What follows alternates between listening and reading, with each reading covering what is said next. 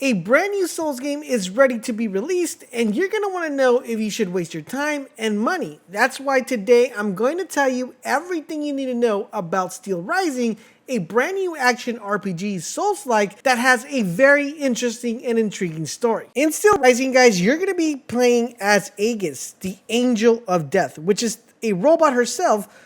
But Aegis was originally created to be a dancer. She went from being a dancer to being a very deadly robot. Now, she is caught up in a conflict between two humans and robots, and will need to find a way to resolve the conflict between the both by eliminating not only the evil robots, but also the villains that control these robots. Now, this game takes place during the French Revolution, during the time where there is a King Louis XVI and also a queen who is trying to escape the wrath of the king.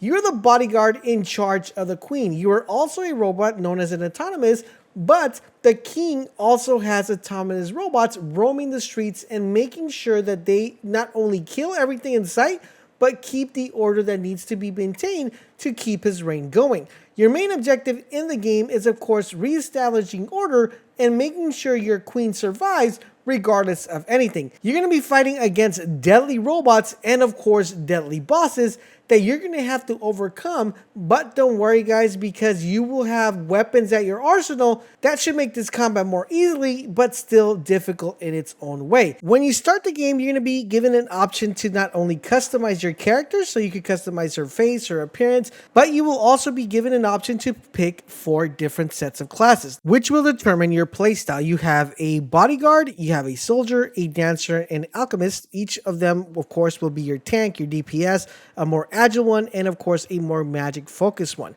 Now, depending on what class you pick will determine your starting stats and also your starting weapon, plus your starting alchemy. So this is going to be dependent on if you have freeze element, fire element, or electricity element. It's going to also be determined on what type of class you pick. Now, this doesn't mean that you're going to be tied down to a specific weapon, because any of these characters that you pick will be able to purchase or obtain the weapon from each individual class, but it does give you a good reference and starting point for that specific class. The main thing you want to know here is the stats you're going to be starting off. Now, we will have a more in-depth video going over 10 things I wish I knew before playing, so you guys are definitely going to want to check out that video to know what stats and which ones are going to be more beneficial when you play the game. Now, in addition to that, guys, you are going to be given a choice of starting off a weapon, but you will have 2 weapons to use within the game. Now, these weapons consist of a light attack, a heavy attack, and a special attack. Of course, the special attack determines on what type of alchemy you actually have. So if you have a freeze one, it's going to freeze enemies. If you have fire, it's going to cause damage over time. And you guys get the idea. Each weapon will consist of that. There are a total of 6 different weapons that we have seen so far, and each weapon has different variants, but overall in general, there's 6 weapons that you will have access to. Now, this is a Souls-like game, and just like any Souls-like game, you're going to need to kill stuff in order to get Spirit Essence. Pretty much Spirit Essence is what you get in any Souls game, and this Spirit Essence will be giving you the ability to not only upgrade your 6 different stats that you have in the game, but will also give you the ability to purchase stuff and also upgrade your weapons and your armor. With that being said, if you die, you're going to lose this essence, and you're going to need to go and collect that essence to be able to gain it back. If you die more than once or twice, you are then going to lose all your essence, and you're going to need to be able to get that essence back in order to upgrade your stats and upgrade your weapons. Very Soul-like, as if you guys played Soul-like games, you guys know the gist. If you never played a Souls game, now you know. Now, in addition to that, guys, you're also going to have access to upgrade modules found within your character. So modules are going to be consisting of more additional upgrades that you're able to do within your character, apart from weapon upgrades and apart from armor upgrades. These are pretty much enhancements that are going to benefit you to more critical damage, to giving you the ability to find more loot, and to giving you the ability of becoming more of a deadly killing machine. Now, these are going to be found throughout the game, and in order for you guys to activate the 4 different modules that you're able to activate, not only are you going to need to find keys to unlock these modules, but you're also going to need to find the module parts that you're going to be able to apply to your character to enhance your character even further. So a lot of upgrading mechanics to be had for your character, which is great because this gives you a lot of build diversity, so you can decide what type of character you want to run. A really tanky one that gets health back, one that dishes a lot of damage but is able to absorb a lot of damage, one that does a lot of magic or alchemist attacks. So a lot of different ways to actually approach and play the game. Now, speaking about playing the game, let's talk a little bit about the game style of the game. So you are an autonomous autonomous, you're pretty much a robot, so you're going to be moving like a robot. You're not going to feel very human, so that's going to be something that you're going to want to make sure when you start the game you kind of get used to, and it does feel like you're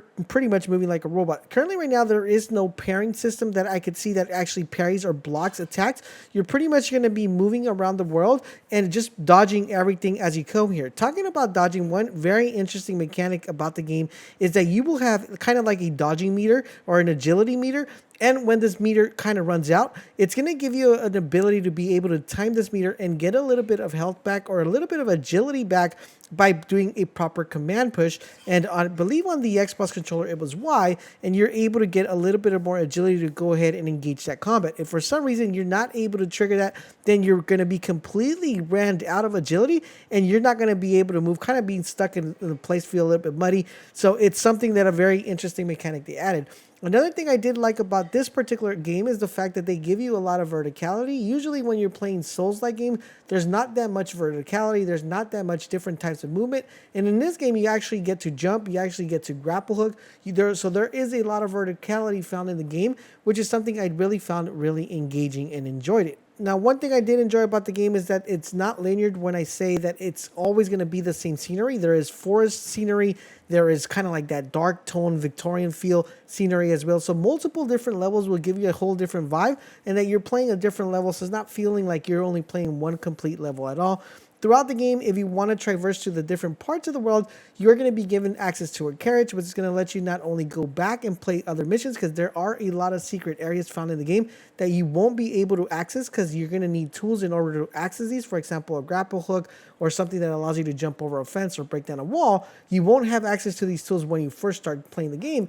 But as the game progresses, you will get access, so it's going to give you the ability of going back and replaying that area and killing a specific boss that's behind a specific wall, or getting to a specific area that's behind a different area. So a lot of explorability, and just like any Souls game, make sure you guys go ahead and break everything, because that's going to give you more rewards, as you guys may already know if you play Souls-like games. Now, this game will be releasing on the Xbox, PlayStation, and PC. Only new gen, no old gen, guys. So if you own an old Xbox like a PlayStation 4 or an Xbox One, you're not going to be able to play this, but you only are able to play this on a new gen. So it's something to keep in mind. This game is going to cost a total of $50. And one cool thing, that if you guys find this game really engaging, but you're still on the fence and you want to kind of know exactly if it's going to be up your alley, this game does feature a beta if you actually pre-order, and if you don't like the game, you could always cancel your pre-order and get your money back. So that's a really good way to actually get into the game if you like it. Now, if you plan on picking up a physical copy of the game, I will leave a link down below through Amazon, so you guys could not only get the game fast and easy, maybe for a cheaper price,